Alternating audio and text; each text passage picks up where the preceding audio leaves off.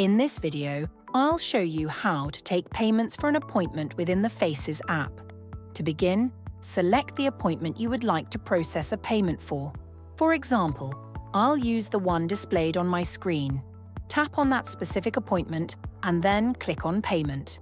Here, you can choose the payment method you'd like to use for this appointment.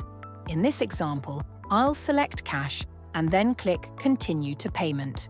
Once completed, the payment will be processed successfully. Please note that your client will be notified and emailed a confirmation that the payment for their treatment has been successfully completed. After clicking Continue, you will see that the appointment status is now paid in full. Previously, it would have shown as unpaid. At the bottom of the screen, the remaining balance will now show as £0, confirming that the payment has been received. That's it for today. If you have any further questions, feel free to ask. Thank you.